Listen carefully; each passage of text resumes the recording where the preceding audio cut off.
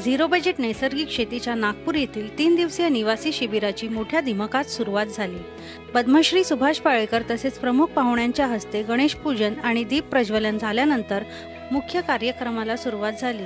प्रास्ताविक कार्यक्रमाचे आयोजक हेमंतसिंह चौहान यांनी केले।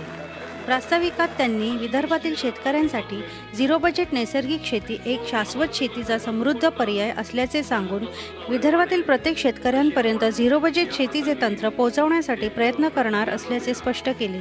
येणाऱ्या काळात हे जे रोल मॉडेल आहे हे प्रत्येक गावागावात किंवा प्रत्येक तालुक्यात हे रुजवून आपली पीक पद्धती या चळवळीची पीक पद्धती कशी वाढवता येईल यावर आपण विचार करूया। या 3 दिवसामध्ये 3 दिवसामध्ये सर जे शिकवणार आहेत ते आजपर्यंत जे शिकवल्या न गेलं त्याचे काही मुद्दे ते प्रकर्षाने मांडणार आहेत की एकरी 12 लाखाचं मॉडेल ते देणार आहेत। हे वैशिष्ट्य आहे या शिबिराचं। तर आपण आतुरतेनं त्या मॉडेलची सुद्धा इथं वाट पाहतात। तर असं हे तंत्र शिकवण्याचं जे धाडस त्या परमात्म्याने सरांना दिलं आहे, तसंच एवढे सुभाष पाळेकर आपल्या इथं जे बसलेले आहेत हे पुढची भावी पिढी आहे ही सुभाष पाळेकर सरांची। ही प्रत्येक गावात एक सुभाष पाळेकर साहेब तयार झालेले आहेत असं आपण या क्षणी सरांना विश्वास देऊया। यावेळी पद्मश्री सुभाष पाळेकर यांनी 3 दिवसीय शिबिराच्या आयोजनामागची भूमिका स्पष्ट केली।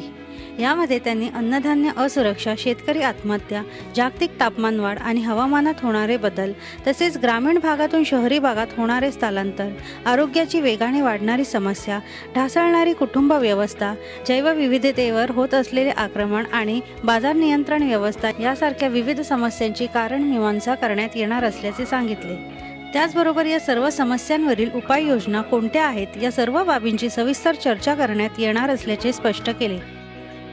मानव जातीसमोर ज्या समस्या विकराळ रूपात उभ्या झालेल्या आहेत त्या समस्यांची सोडवणूक करण्यासाठी जागतिक पातळीवर विविध स्तरावर जे काम होत आहे, कार्य होत आहे, त्याच्या व्यतिरिक्त आपली काही भूमिका असू शकते का? ती भूमिका कोणती असू शकते?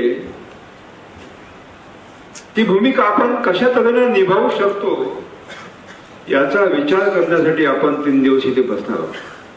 पहिली समस्या आहे खाद्य असुरक्षा, फूड क्रायसिस।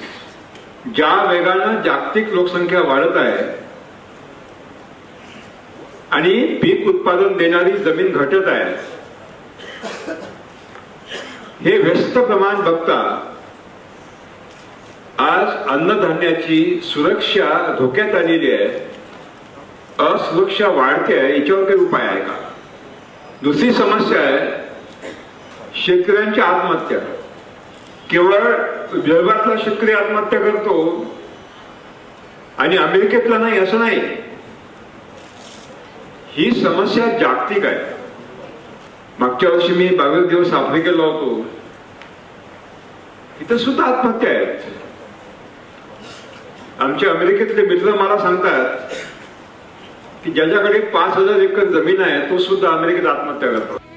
शिबिराला महाराष्ट्रातील शेतकऱ्यांनी मोठी उपस्थिती दर्शवली होती। Bureau report ZBNF SPTV Nagpur.